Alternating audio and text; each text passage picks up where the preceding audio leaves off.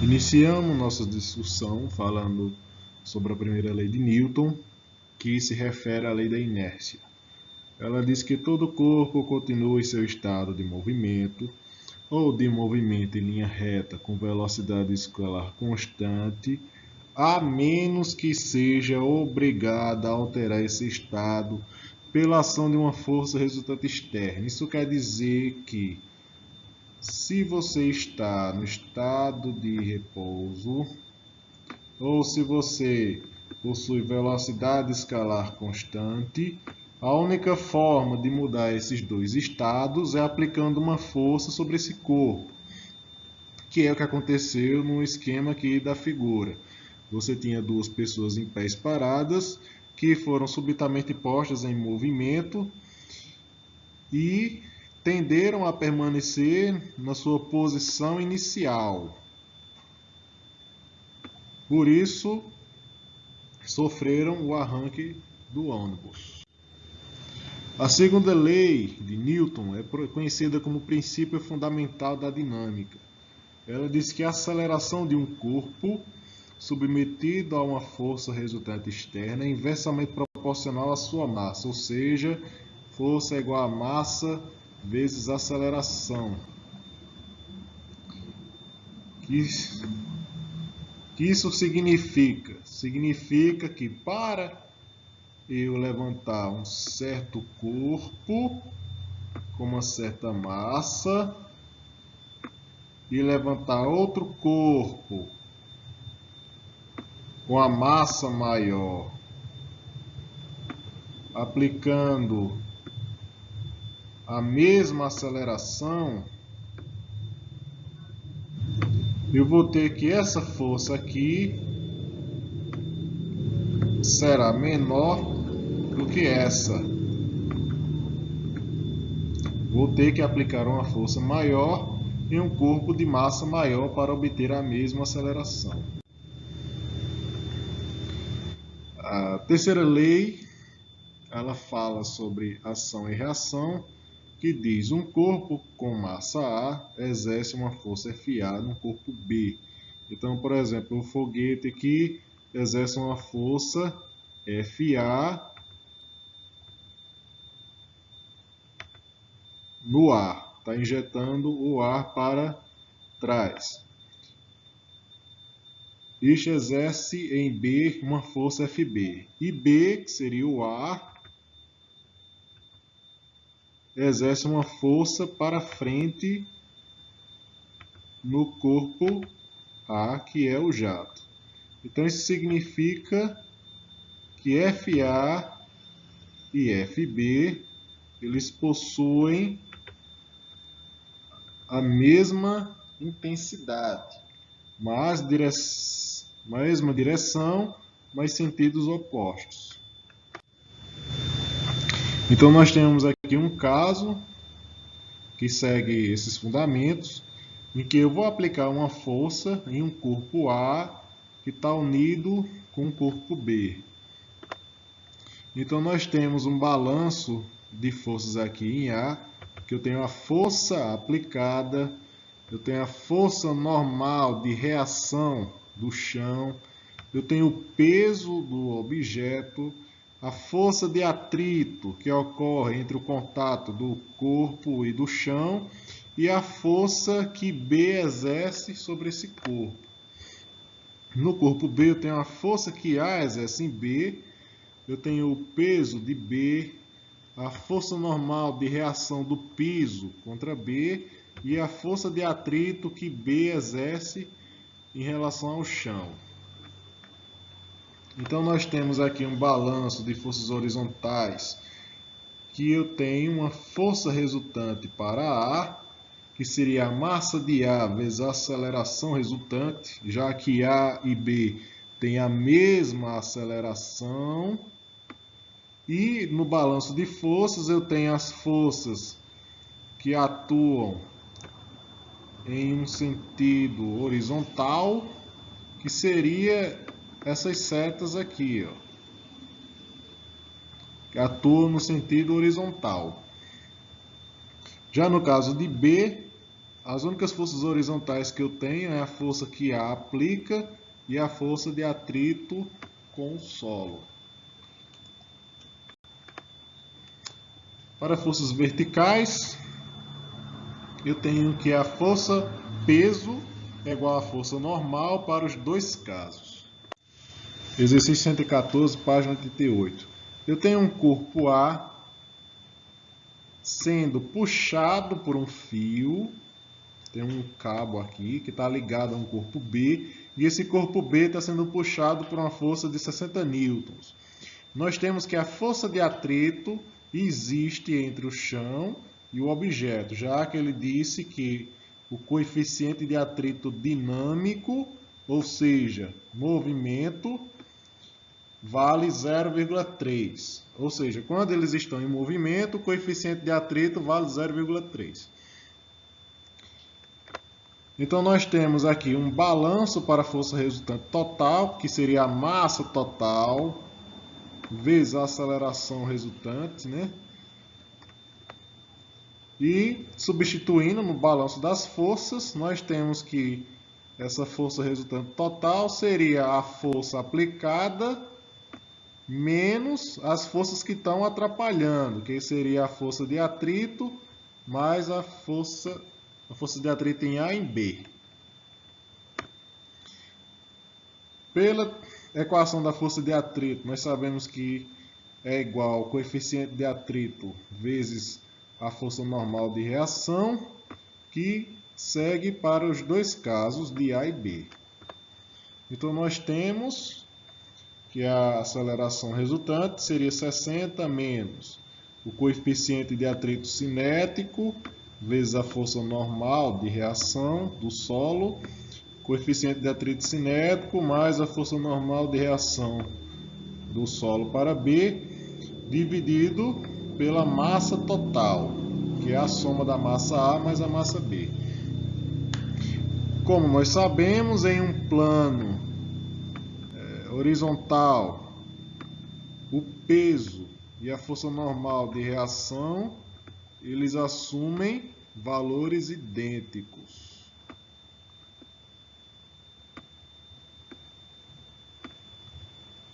Então, o peso de A é igual à força normal de reação de A e o peso de B é igual à força normal de reação de B. Nós sabemos que peso é igual a massa vezes gravidade. Então, substituindo aqui para os valores do peso, nós encontramos essa equação para a aceleração resultante. Substituindo os valores, nós encontramos a aceleração resultante de 1 metro por segundo ao quadrado. Na letra B, ele pede a intensidade da força de tração no fio. Para resolver para a tração, nós precisamos escolher um dos corpos para fazer o balanço das forças. E nós vemos que, para o corpo A, existem menos forças atuando no eixo horizontal. Nós temos apenas a tração e a força de atrito para A. Então, nós temos, aplicando o balanço, que a força resultante em A seria a massa de A vezes a aceleração resultante, que seria a tração menos a força de atrito em A. Resolvendo para a tração, que é o que foi pedido, nós temos que a tração seria a força de atrito mais a massa de A vezes a aceleração resultante.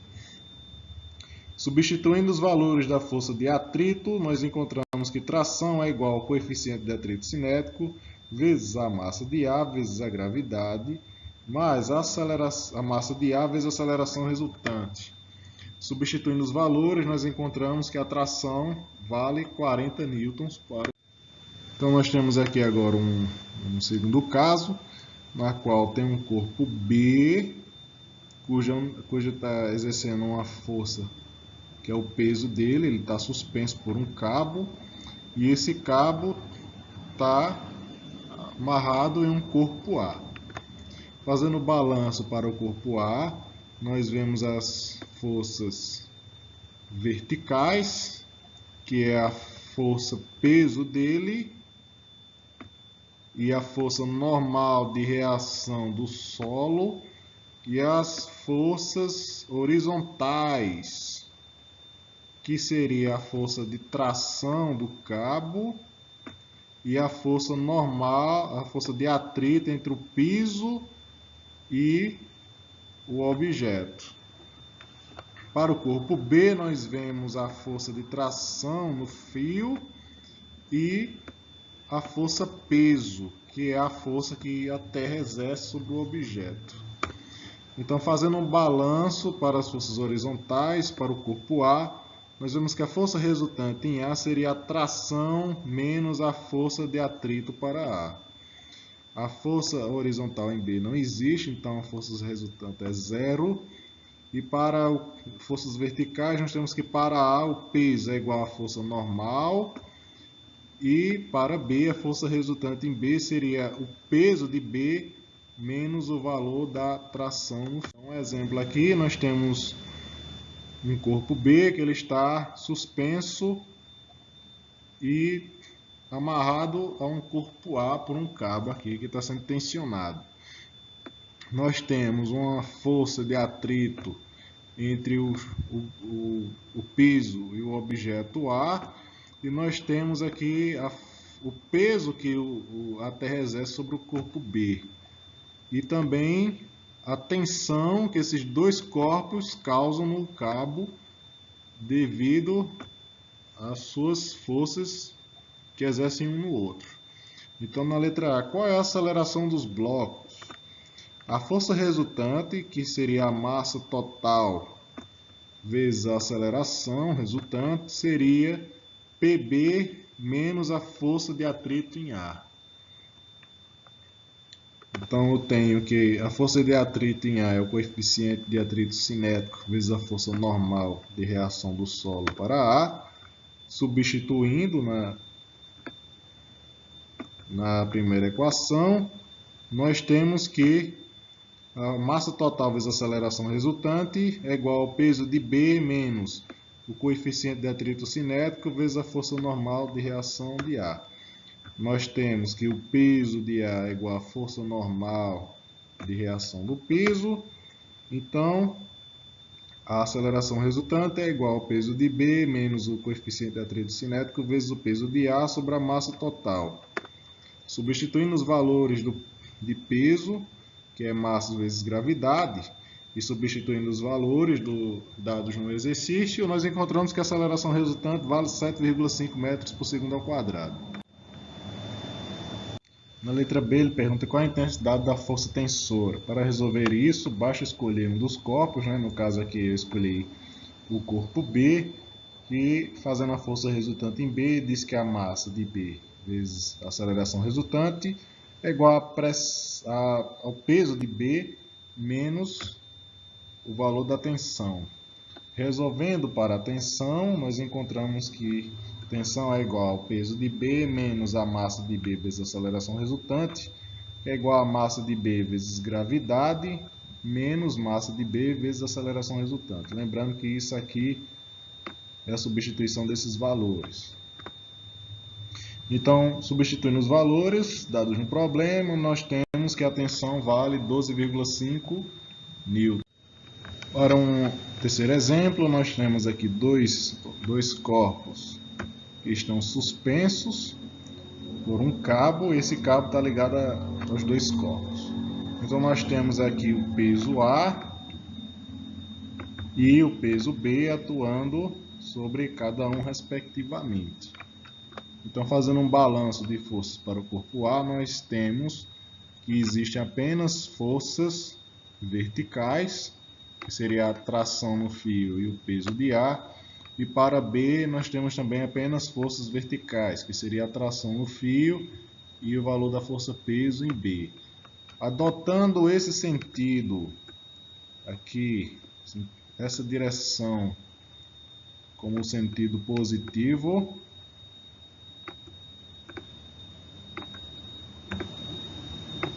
e essa como sentido negativo, podemos fazer o balanço das forças, na qual as forças horizontais, como dito anteriormente, são todas nulas. E para as forças verticais, nós temos que a força resultante em A seria a tração menos PA.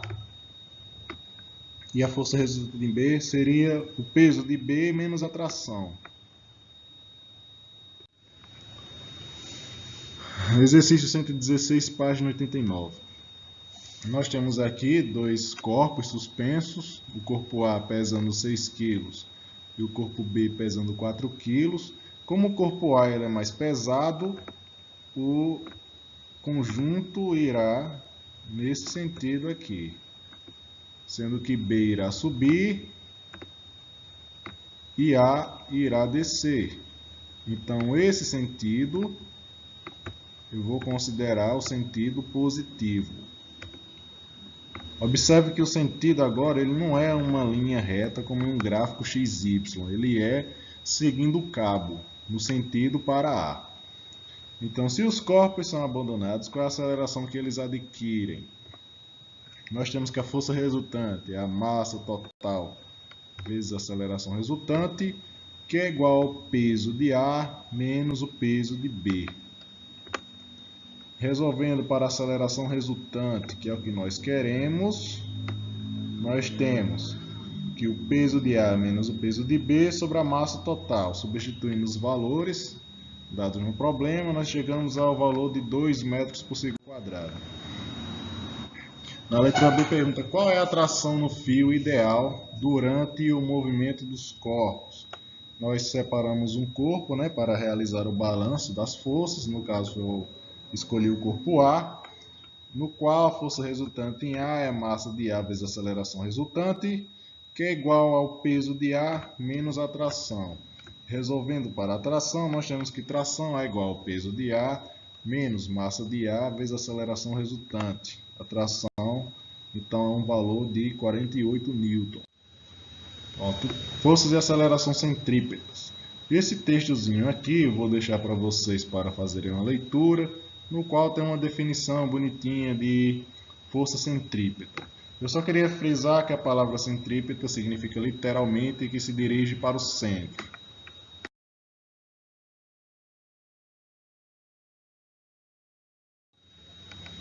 Então, uma partícula ela tem um movimento circular uniforme se descreve uma circunferência com velocidade escalar constante, ou seja, essa velocidade aqui ela é a mesma em qualquer ponto da circunferência. Então, eu estou falando de um movimento circular uniforme.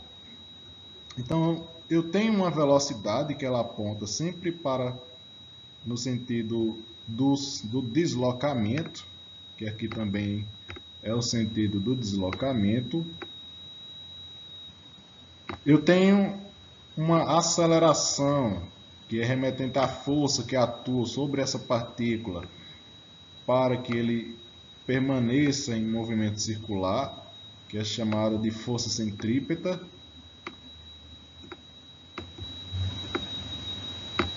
Embora a velocidade escalar não varie, o movimento é acelerado porque a velocidade muda de direção. Então, eu tenho que a aceleração centrípeta, ela vale o valor da velocidade ao quadrado dividido pelo raio. Pela segunda lei de Newton, eu tenho que força é igual a massa vezes aceleração. Então, resolvendo para a força centrípeta, eu tenho que força centrípeta é igual a massa vezes velocidade ao quadrado sobre o raio. Então, algumas definições referentes a movimento circular. Eu tenho o conceito de período, que é o intervalo de tempo necessário para completar a circunferência. Então, isso aqui, 2πr, é o valor da circunferência, enquanto que isso aqui é o valor da velocidade. A velocidade angular de um móvel indica a rapidez com que ocorre o deslocamento angular, a variação de ângulo, em um intervalo de tempo. Então, a velocidade angular significa variação de ângulo em relação ao tempo. Para uma volta completa, eu tenho um deslocamento de 2πr, que é o valor da circunferência, Eu tenho a variação de ângulo, que é 2π, e a variação de tempo, que é período. Um período, que é o tempo necessário para uma volta completa. Então, a velocidade escalar ela é dada por variação de espaço sobre variação de tempo. Em uma volta completa, eu tenho que a velocidade é o valor da circunferência sobre o valor do período. A velocidade angular ela é definida como a variação do ângulo em relação ao tempo.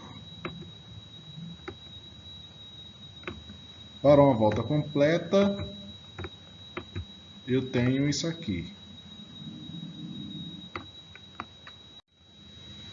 Podemos então relacionar a velocidade escalar e angular. Podemos relacionar velocidades dessa forma aqui, que é a velocidade escalar é igual a velocidade angular vezes o raio.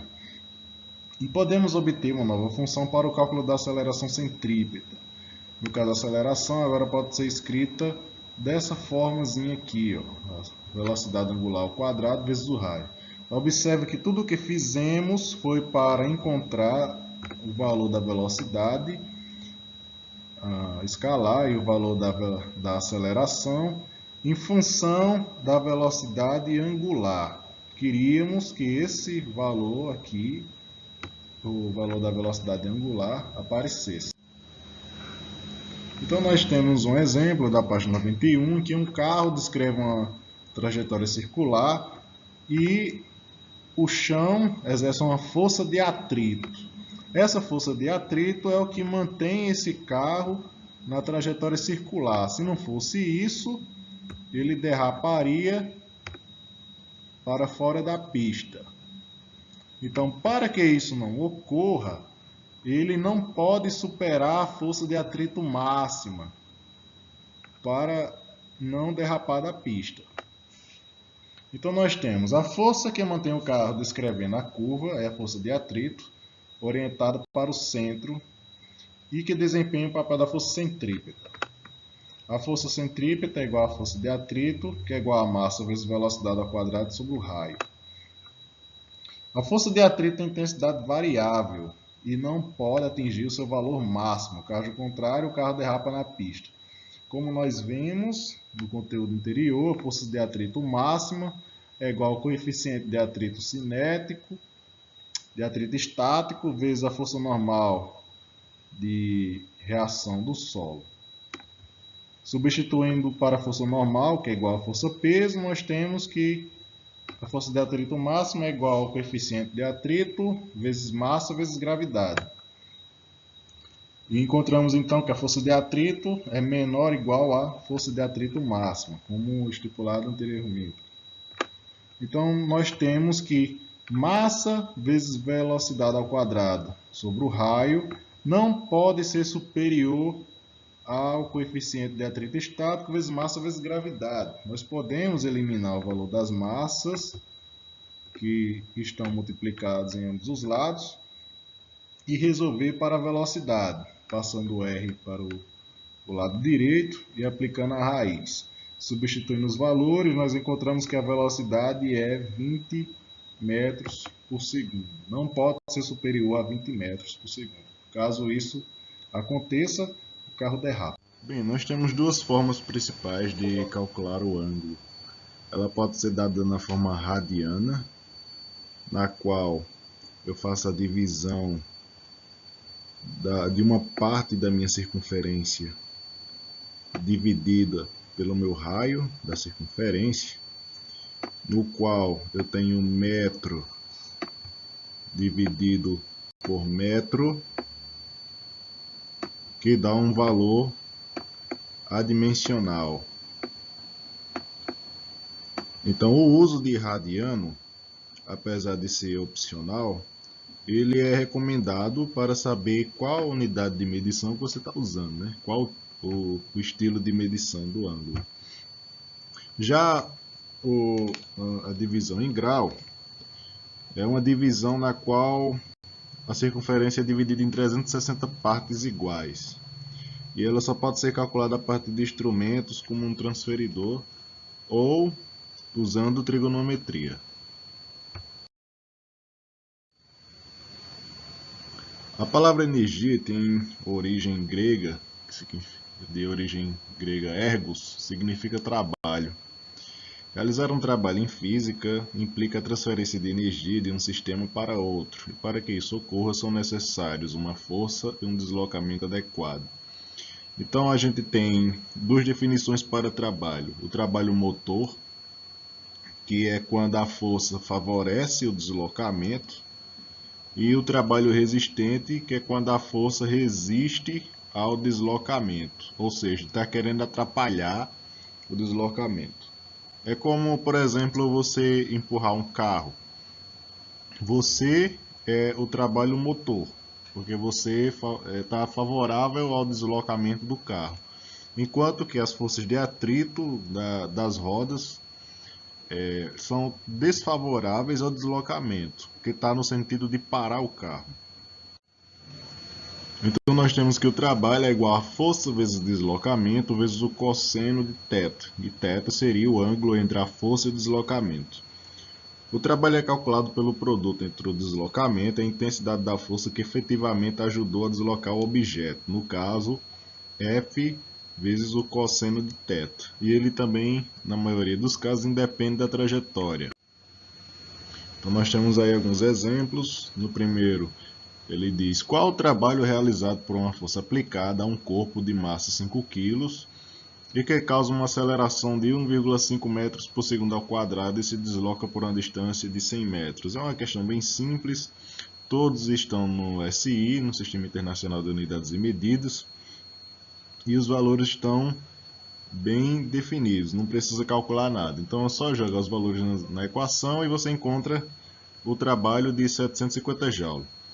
Uma força de intensidade 30 newtons é aplicada a um bloco formando um ângulo de 60 graus com um vetor deslocamento, que tem valor absoluto igual a 3 metros. Qual o trabalho realizado por essa força? Então agora nós temos um ângulo da força com o deslocamento e jogando o valor da força, que é 30, o cosseno de 60 e o deslocamento, que é 3, nós encontramos o trabalho de 45 joules. Então, falar agora sobre o trabalho específico da força-peso. Então, nós temos aqui um objeto que está no ponto A, e esse objeto vai se deslocar até o ponto B por uma trajetória qualquer. Então, nós temos aqui que ele saiu do ponto A para o ponto B, ele percorreu uma certa distância, independentemente da trajetória, e que ele variou uma certa altura, né? Houve um desnível. Então nós temos também que a força-peso ela sempre aponta para o centro da Terra, no caso aqui para o chão, e que existe um ângulo entre o deslocamento e a força-peso.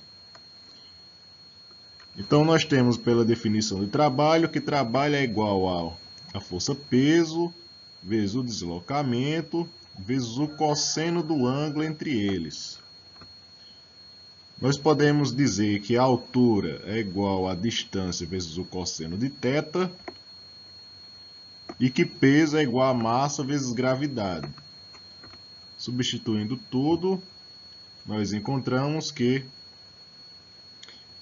trabalho é igual a massa vezes gravidade vezes altura. Só frisando que esse valor aqui é o valor da altura.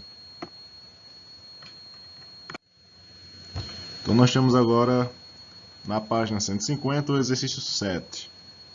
Um homem necessita deslocar a caixa C de massa 100 kg desde o ponto A até o ponto B e deseja fazê-lo com velocidade constante. O coeficiente de atrito cinético entre as superfícies em contato é 0,1 e o módulo da aceleração gravitacional é 10 metros por segundo ao quadrado. Considerando que a polia e a corda são elementos ideais, o trabalho realizado pela força aplicada pelo homem no deslocamento da caixa P, de P até Q será. Então nós temos aqui que vem esse homem que está puxando essa corda puxando esse objeto com uma corda nesse sentido, ele terá que vencer duas forças. Primeiro, a força peso, que irá fazer com que o objeto tenda a descer, e a força de atrito, que tenta impedir o movimento do objeto. Então nós temos para o primeiro caso o trabalho da força peso, que seria massa vezes gravidade vezes altura. Então a massa é 100, gravidade 10, altura 5, nós temos 5.000 joules. Fazendo as componentes para a força peso, nós vemos que a força peso ela se divide em duas componentes. Uma componente X, que atua paralelo à direção do piso, da rampa, e uma componente Y, que atua perpendicular ao chão da rampa. Então nós temos aqui esse ângulo de 30 graus, que é o mesmo que a inclinação da rampa. E a partir desse ângulo nós vemos que Px seria o produto de P com o seno de 30 graus e Py seria o produto de P com o cosseno de 30 graus. E também nós temos que o peso em Y seria a mesma coisa do que a força normal de reação do piso. Então nós temos para o trabalho da força de atrito que trabalho é igual a força vezes deslocamento, já que nesse caso, considerando o eixo X paralelo ao peso da rampa e Y, o eixo Y perpendicular, nós podemos considerar que o cosseno entre eles é zero. O cosseno do ângulo entre a força de atrito e o deslocamento. Substituindo os valores para a força de atrito e substituindo os valores para a força normal de reação, nós encontramos que o trabalho seria o coeficiente de atrito cinético vezes o peso, vezes o cosseno de 30 graus, vezes o deslocamento.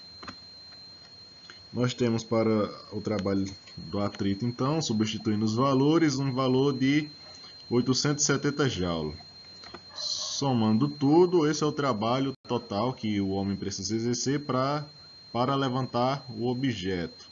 5.870 joules.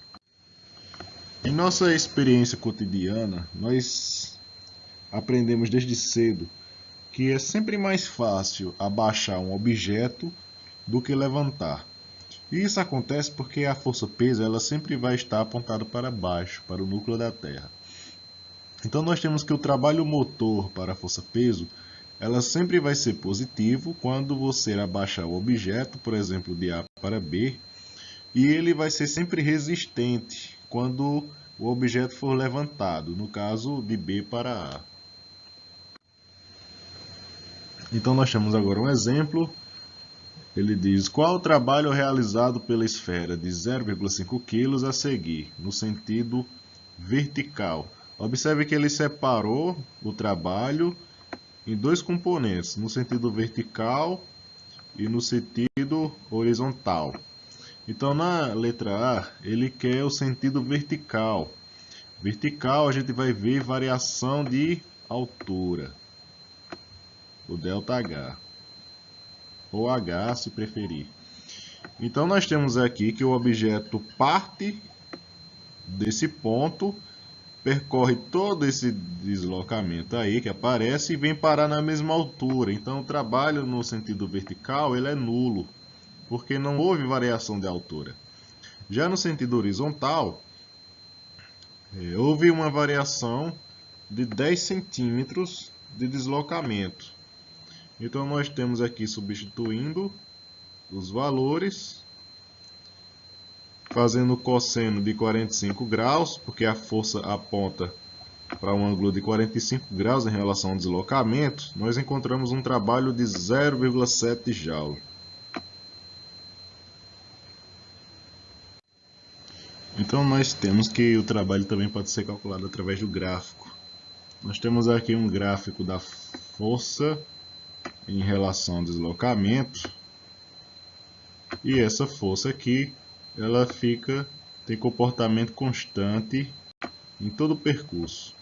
E do deslocamento nós temos a saída no ponto x1 para o ponto x2, formando aqui uma área A. Então nós temos para o cálculo da área, que seria o valor da base multiplicado pelo valor da altura, que seria o valor de F. O valor da base nós conhecemos também como deslocamento. Então a área, que seria força vezes deslocamento, assume o valor de W. Lembrando que essa definição aqui ela é válida quando força e deslocamento são paralelos. Então nós temos que trabalho é igual à área de um gráfico, seja ele qual for. Isso pode ser demonstrado para qualquer tipo de variação do valor da força F. Então, quando nós temos um gráfico desse tipo aqui, com uma área positiva e uma área negativa, nós podemos calcular o valor do trabalho resultante como a subtração da área 1 pela área 2, já que a área 2 é um trabalho negativo e a área 1 é um trabalho positivo. Então a força deve ser paralela ao deslocamento, como dito anteriormente, e o cálculo da área pode ser usado para forças com intensidade variável. Para o trabalho da força elástica, a força elástica é uma força que varia linearmente com a deformação da mola. Então nós temos aqui o ponto inicial da mola e nós temos aqui um valor qualquer de deformação, o que rende a área de um triângulo retângulo. Para o cálculo de uma área de um triângulo, basta fazer base vezes altura dividido por 2. Para o valor da base, nós temos que seria o valor de x, que compreende esse trecho aqui. E para o valor da altura, seria k vezes x, que seria esse comprimento aqui. Então, jogando na equação, sabendo que trabalho é igual à área, nós temos que trabalho seria k vezes x sobre 2, o que rende trabalho igual a k vezes x ao quadrado sobre 2. Eu coloquei mais ou menos aqui, porque ele pode ser positivo ou pode ser negativo, dependendo se é deformação ou se é compressão. Então, para a força elástica, nós temos que a força elástica sempre aponta para o seu ponto de origem. Quando tracionada, a mola exerce trabalho resistivo. Quando liberado da tração, a mola exerce trabalho motor.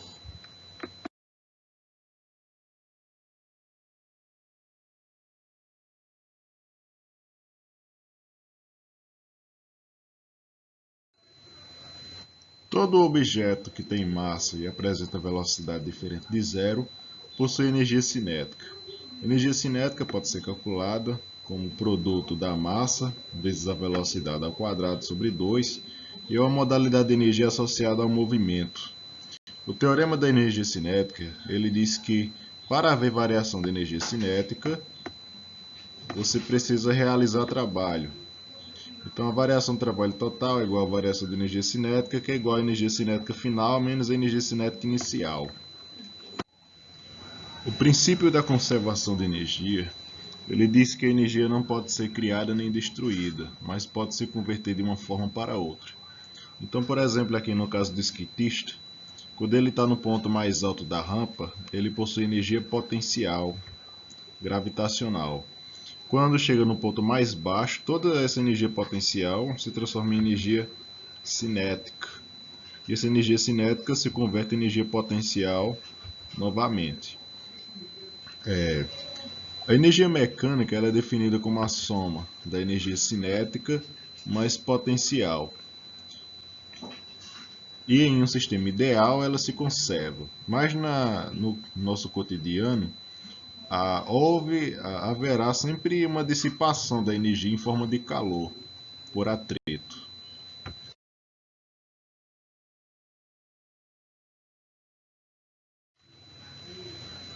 Então, um exemplo: um homem cai de uma altura de 100 metros. Qual sua velocidade ao chegar ao solo? Pelo princípio da conservação de energia, nós temos que a energia mecânica final é igual à energia mecânica inicial. E a energia mecânica seria energia cinética mais energia potencial inicial, energia cinética mais energia potencial final. Substituindo os valores das equações, nós temos essa forma aqui, na qual a velocidade inicial é zero e a altura final é zero, já que ele vai para o chão. Já que existe massa de um lado e massa do outro, basta cortar aqui os valores e rearranjando para a velocidade, nós encontramos que a velocidade seria a raiz de 2 vezes gravidade vezes altura. Substituindo os valores, nós encontramos uma velocidade de 141,42 metros por segundo.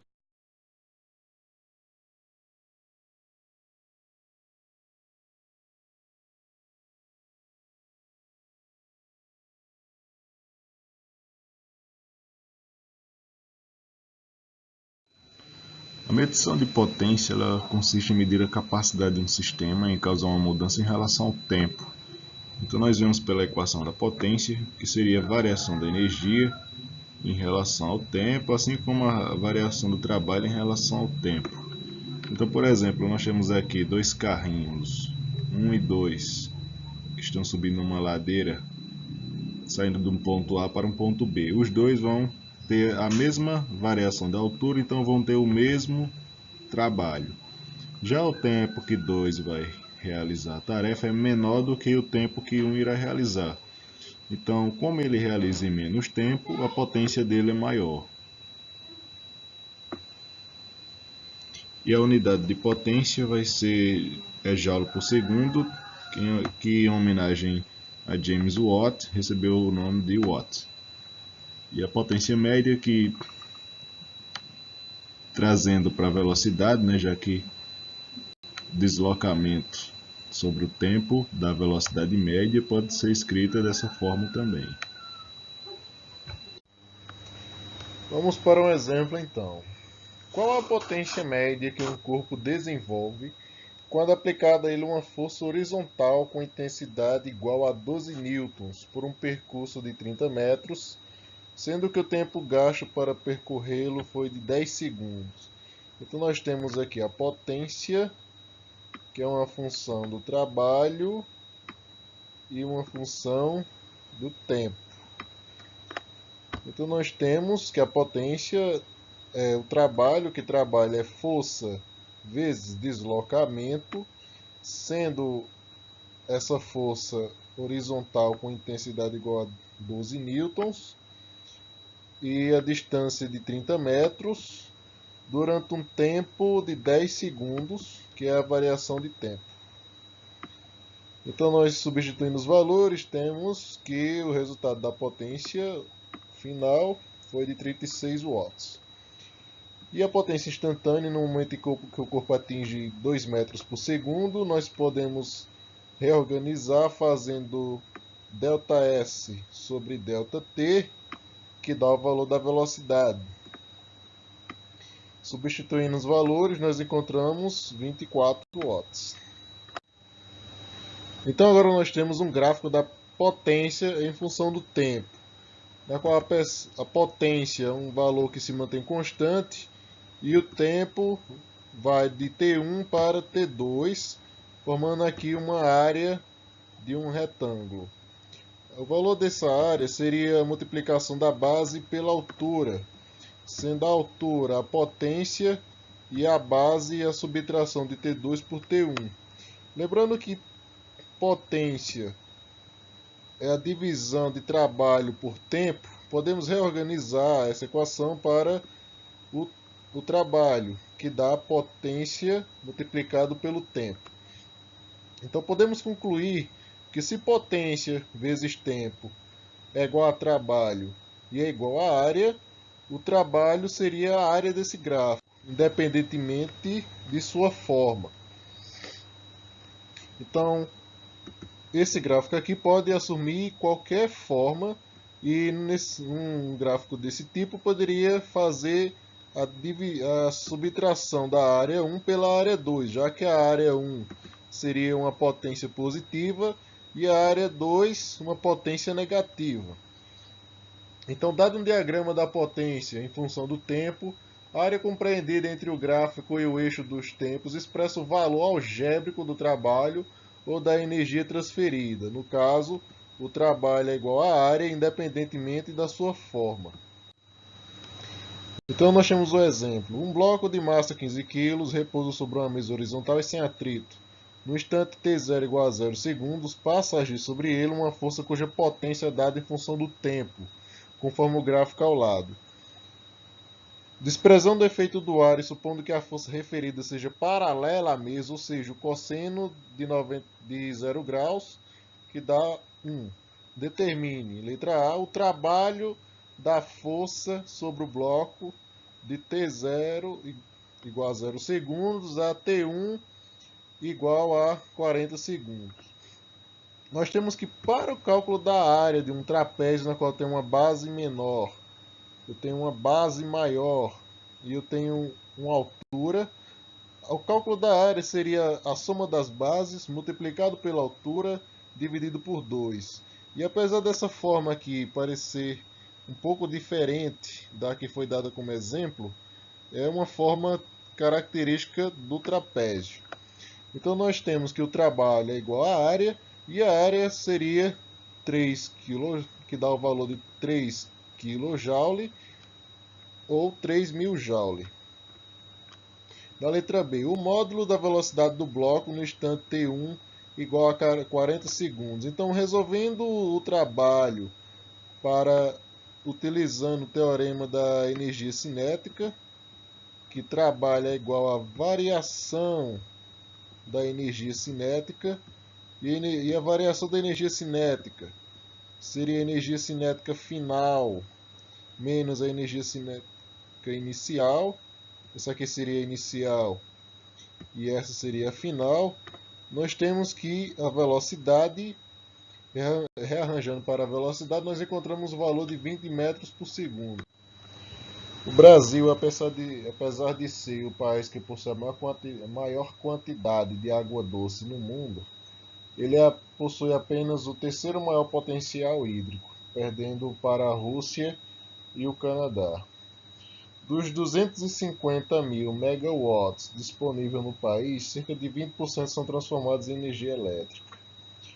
E o potencial hídrico de uma queda d'água ele depende de fatores como a densidade absoluta da água, a vazão volumétrica, a aceleração gravitacional e do desnível da cachoeira. Bom, então para fazer o cálculo de uma potência em cachoeira, primeiro nós temos que admitir duas coisas. A primeira é que a água apresenta velocidade praticamente nula ao se precipitar do alto da cachoeira, ou seja, ela vai cair lá de cima com a velocidade nula e vai adquirir velocidade à medida que cai. E a massa, m é a massa de água que despenca do topo da cachoeira no intervalo de tempo. Então nós temos que a energia potencial seria massa vezes gravidade vezes altura.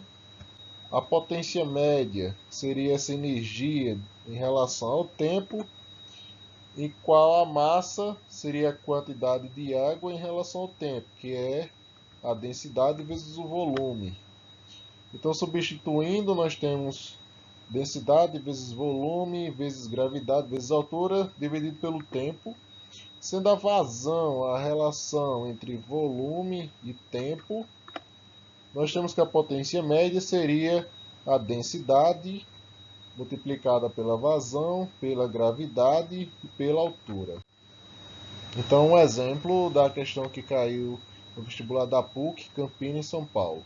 Deseja-se projetar uma pequena usina hidrelétrica utilizando a água de um córrego cuja vazão é 1 metro por segundo, em queda livre vertical de 8 metros. Adotando a gravidade como 10 metros por segundo ao quadrado e a densidade da água como 1 vezes 10 a 3 quilos por metro cúbico, qual a potência estimada em watts? Lembrando que a potência média é calculada pela densidade da água, vezes a vazão, vezes a gravidade, vezes a altura. Substituindo os valores e multiplicando tudo, nós encontramos 8 vezes 10 a 4 watts. Bem, como exemplo de usina aqui, eu deixei para a leitura o exemplo da usina de Três Gargantas, localizada em Hubei, na China, que fornece mais potência do que a Itaipu. Bom, e para finalizar, agora vamos falar de rendimento. Nem toda potência que um sistema possui é efetivamente utilizada. Parte ela se perde, é dissipada. O rendimento ele define o quão eficiente um sistema é.